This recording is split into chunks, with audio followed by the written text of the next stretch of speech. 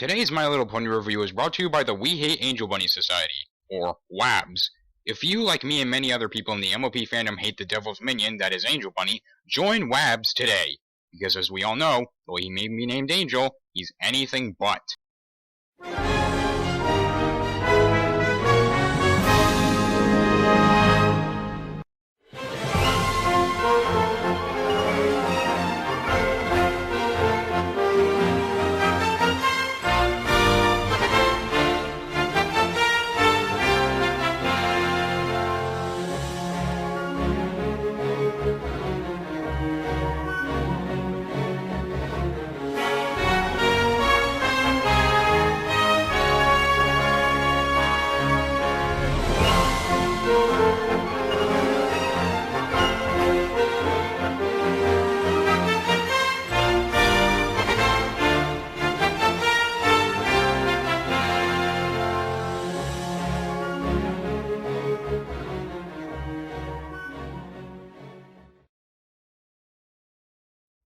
Hello, peoples of the internet! I'm the Animation Analyst, and I'm back for another Season 5 MLP review.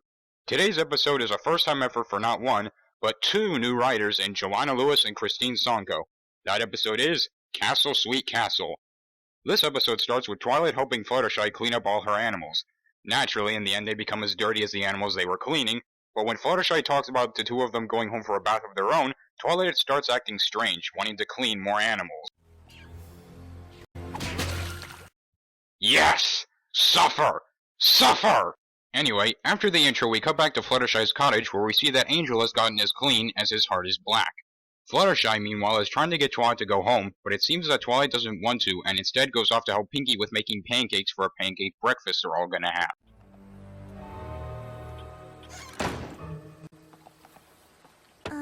Angel? Wow, I haven't seen Angel be this much of a dick to Fluttershy since putting your hoof down. Anyway, we cut to Twilight's castle where all of the main six are having their pancake breakfast, and eventually they all start to discuss how oddly helpful Twilight's been lately. Apparently, she dug AJ 50 tree planting holes, when all she needed was 10, spent an entire afternoon rearranging one gem drawer at Rarity's Boutique, and raced Rainbow Dash 100 times. Damn, no wonder she looks like a wreck. I mean, I know hanging out with me is awesome, but... Wow, someone sure thinks highly of herself. Also, throughout this whole scene, there's a Chekhov's gun joke with Pinkie losing a measuring spoon in the pancake batter, and the payoff for it is great.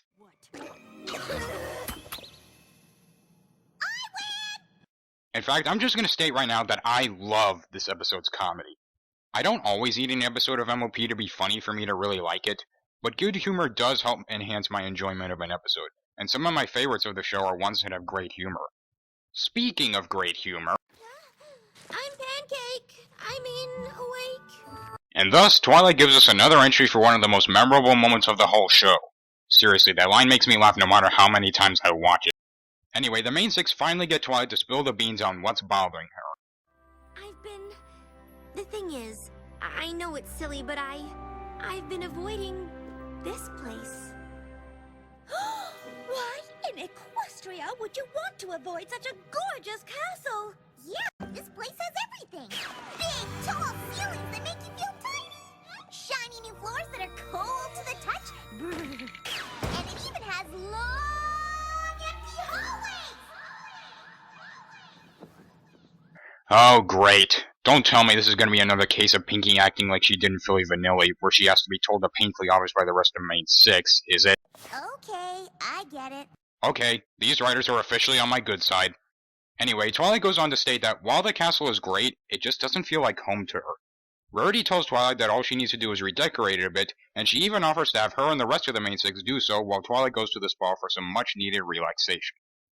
And at this point, I'm just going to assume that the people who say Rarity never represents her element are obviously too blind from their hatred towards the character to see when she does. I'm saying this with love, but have you looked in a mirror lately? I've never seen you look this... Kid show, Rarity. Kid show. Frazzled. Yes, that is absolutely the word I was going to use. I repeat, I love this episode's comedy. Anyway, Twilight agrees to go to the spa, with Spike accompanying her, while the rest of the main six redecorate her castle for her, but not before we get a few funny jokes of Artie's obsession with cider, and Spike apparently having a Rarity doll. Interesting. Also, as a note from here until the end of the review, whenever I say the main six, I of course mean sans Twilight. Why don't I just say the rest of the main six every time instead? 4 reasons. A, it would extend this review by 4 minutes. B, it would tie my tongue up into 7 knots having to say that every time I brought them up. C, my review, my rules. D, I'm a lazy fuck.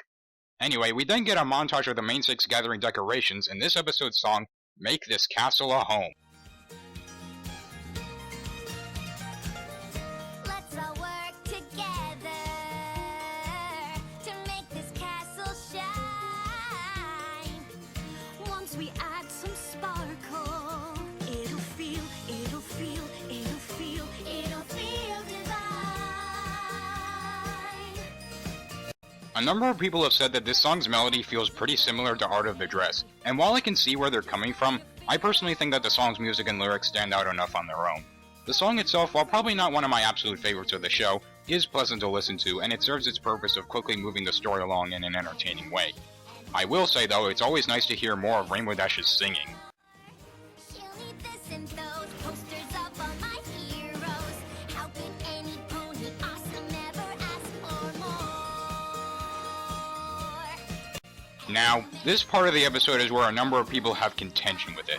More specifically, the fact that the main six aren't thinking of Twilight with any of their decoration ideas. It doesn't bother me that much, because otherwise we wouldn't have that much of a conflict, but there's just one part that bugs the fuck out of me. Seriously, Applejack? Seriously? I know you're a farm pony and all, but even you don't put dirt on the floor of your house. Fortunately though, I think for the most part the main six are characterized really well in this episode, and this is the only part that feels like any sort of flanderization for me. But whatever, I'm not going to make a mountain out of a dirt pile. Anyway, the song ends with the main six's efforts looking less than impressive. And at this point of the episode I was thinking to myself, let me guess, the main six are going to be oblivious to how awful their redecoration of the castle looks, right? Actually, no. They immediately see how royally, pun not intended, I swear, they screwed up. They just don't want to admit it because, hey, nobody wants to admit when they screwed up. I know I don't. We then get some pretty funny jokes from both Rainbow Dash and Rarity and AJ. Are these your trophies? I prefer to think of them as every pony's trophies, but with my name permanently etched onto them. My, Applejack. Bringing the outdoors inside. It's earthy. Oh, what a lovely touch. Are these quilts vintage? Nope, just old. I swear, these two have probably the funniest character interactions I've seen since Pinky and the Brain. Reading history doesn't make things shiny. It edifies you and prepares you to confront the possibilities of destiny. Did you know that every time your mouth moves, strange sounds come out? Also, Pinkie Pie hid confetti cannons everywhere. You'll want to remember that. Anyway, Spike comes back from getting his claws done and points out how awful the place looks, allowing the main six to admit that they screwed up. Pinkie Pie still thinks it looks fun, because she's Pinkie Pie, but agrees with everyone else after one of her confetti cannons causes Fluttershy's animals to make the place look even worse. So Rarity gets Spike to stall Twilight at the spa while they try to make everything right. Like forever? But we live here. Yes. Well, maybe you could manage until sunset-ish? Anything for you, Rarity. And at this point, I, as a Spike Rarity shipper, give up on life. Spike, you're back! How do I look? Like fan art waiting to happen. Also, another thing people bring up when complaining about this episode's story is, why didn't Spike just tell Twilight the main six weren't finished yet instead of lying to her? And here's my rebuttal, because then A, this conflict would have absolutely zero sense of suspense, and B, we wouldn't get the amazing jokes revolving around Spike for the rest of the episode. Speaking of great Spike jokes, Spike gets Twilight to stay at the spa longer by getting her to let both of them get massages. Unfortunately for Spike, he makes Twilight think he's going to get a rather painful sounding massage. And the punchline for this joke is something I don't think anyone watching this episode was expecting. Did some pony order massages? Yeah! Let's do this, little dragon! Oh, I hate it when he does that. So he's worked here long enough for that to have happened before? Christ, I can only imagine the stress that would come from having to work with someone like him. Also, you want to know why this is miles above Spike's abuse in Season 4? Because whenever it happened to him in Season 4, it was because of the world being a bitch to him. Here, it's his own fault for getting into it. Spike didn't have to say that's a massage he wanted to get, but he did. If you still don't find it funny, that's fine, but for me, this is definitely the best Spike abuse joke I've seen so far. Anyway, we cut back to the castle where most of the main six have taken out one of their decorations, but Rarity is having a hard time deciding which one to take out. When Rainbow Dash picks for her, it causes tensions to rise between the main six. Hell, even Fluttershy starts getting sassy. Fluttershy, tell your birds to stop pecking at my balloons! I guess they must not like being scared out of their wits by exploding confetti cannons or something. And just like that moment I brought up in my Cutie Map review, I love this part because it shows more subtle development for Fluttershy's character. It seems now she's at a point where she's no longer afraid to speak her mind against her friends. And if any of you are already getting bothered by how much attention I give to Fluttershy, well, I'm sorry. I can't help it if she's my favorite character. Anyway, the main six all eventually start arguing with each other, which is thankfully cut off short by the writers. After getting their relaxing massages, some more relaxing than others, Spike stalls Twilight further by getting her to take the scenic route home, which happens to pass by the remains of the Golden Oak Library. And then we get a really touching moment between Twilight and Spike.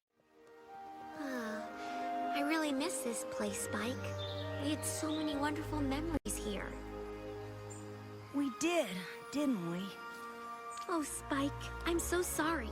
Of course losing the Golden Oak Library was hard for you, too. I'll admit, there's a part of me that wishes this episode focused more on Twilight dealing with the loss of her old home, because I feel it would have made for a really emotionally compelling episode. However, if I were here to judge episodes because they're not what I was hoping they would be, I wouldn't even dare to call myself a proper reviewer. Anyway, before Twilight can take Spike to tell the main six to make the castle feel like his home too, Spike stalls Twilight even further by telling her he wants to go get a bed. Meanwhile, at the castle, the main six have taken out so many decorations that the place looks exactly like how it was before they started. Then Rarity points out how little time they have left, and that if they don't think of something soon, it'll look like they didn't even try to help. If we can't do it, Then Twilight will be stuck living in a castle that just makes her feel sad. Wow, Fluttershy! I didn't know you could be loud enough to echo! Have I mentioned how much I love this episode's comedy? Anyway, after Pinkie has a panic attack about what Twilight will say to them, the main six try to start thinking of what they did wrong.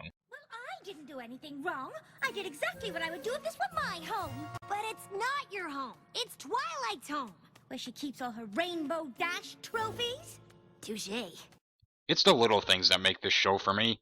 Even a simple response can show how much a character has developed over the course of the series. Anyway, the story once again goes against my expectations, in which the main six actually figure out the problem themselves and don't have to be told the painfully obvious by Twilight. So AJ gets everyone to start thinking of what made the library feel like home to Twilight. Oh, everything. The books, the smell of books, the joy she felt from organizing books. And me, along with pretty much everyone else at this point, were thinking that they were just going to fill the castle with a fuck ton of books. Which would have been a fine way of ending the episode, but the ending we got instead is so much better. But I'm getting ahead of myself. Anyway, this causes the main six to start remembering some of the good times I had at the old library, calling back to episodes like Sonic Rainboom and Look Before You Sleep. The latter of which I'm sure is an episode a number of people were hoping was never brought up again. Anyway, this gives AJ an idea of what they can do. We get another really funny scene with Twilight and Spike, and then we cut to a reprise of this episode's song while the main six dig up the remains of the library. A little after Twilight gets home, AJ gives the moral of this episode. what really makes home feel like home isn't what it looks like. It's the memories you make when you're there. Not exactly the best moral for adult viewers, but not a bad one for kids to learn at the very least. Anyway, the main six then open the doors to show what they made to make the castle feel like home for Twilight.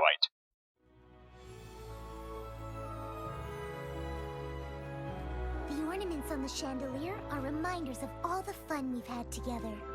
That one shows your party at the Golden Oak Library welcoming you to Ponyville. The time we shared donuts after the Grand Galloping Gala. We were hoping that being able to look at your beautiful old memories would inspire you to make new ones. And the best part of it is, it's made from the roots of the Golden Oak Library, so you'll never forget where you came from. This is a fantastic way to end the episode. I don't think anyone who watched this episode could see this ending coming. It's exactly what the castle needed. And I am ready to make new memories here. I have no shame in admitting that on my first time watching this episode, this damn near made me cry. Also, we see that the main six took some of their decorations and applied it to other rooms of the castle, which I hope we get to see sometime later this season. Also, when I said everyone put some of their decorations in the castle, I did mean everyone. What was that?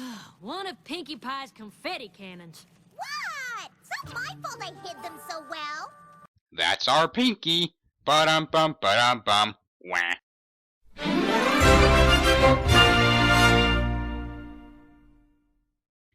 And now it's time for the animation analysis. This is a special part of my reviews where I talk about the highlights of the episode in terms of animation. There isn't too much that stands out about this episode in terms of animation, with the exception of two parts. Those being the shot of Fluttershy's cottage after the intro, and Twilight's interesting new main style. Besides those two, not much that stands out, but the animation continues to be smooth and beautiful to look at. Anyway, that's the end of my review, and I loved this episode. I've seen all sorts of mixed reactions to this episode. Some people like it, some people don't, and most just seem to think it's okay. So, is it fair to me to say that I think this episode is a bit underrated? I mean, I can see the main six's obliviousness to the problem as a point of contention with the episode, but I personally don't think it's that big of a deal. Again, with the exception of that one part. I mean, as I mentioned earlier in the review, the writers could have easily gone the route of the main six being oblivious doofuses and not realize what they did wrong and have the moral told to them by Twilight. In fact, if this was a Season 1 episode, they probably would have gone that route. But they didn't, and personally, I can appreciate any episode that positively goes against my expectations multiple times. Besides that factor though, the main thing that I love in this episode is the comedy and the character interactions. For the longest time, my favorite part of this show was how different members of the main six played off of one another, and it continues to be my favorite part of the show to this day. Each of the main six were characterized really well, and each got their standout moments. Once again, like the premiere, I have to give the biggest praise to both Fluttershy and Pinkie, especially Pinkie. Just like the premiere, her humor was completely on point for me throughout the entire episode. If this keeps up, Pinkie may move up higher on my list of favorite ponies. And of course, being a rather big Spike fan, seeing him play a big role in the story was nice to see. The song is a bit more memorable and catchy than the song from the premiere, and also serves its purpose in terms of story progression, but I wouldn't say it's one of my higher favorites of the whole show either. Overall, Castle Sweet Castle is an episode I feel gets less love than it deserves. With great characterizations of the main six, a well-written story that is surprisingly unpredictable at times, excellent comedy, an extremely heartwarming ending, and a catchy song, this episode is one I'll definitely look forward to rewatching again and again. Anyway, that's the end of my review. If you enjoyed this video, don't forget to comment, like, and subscribe, and feel free to leave review suggestions for if or when I stop doing or take a break from doing MLP reviews. Anyway, for my next MLP review, we're looking at an episode written by the most underwhelming writer of the show so far, Josh Haber, with Gloom and Gloom. Sayonara, every pony!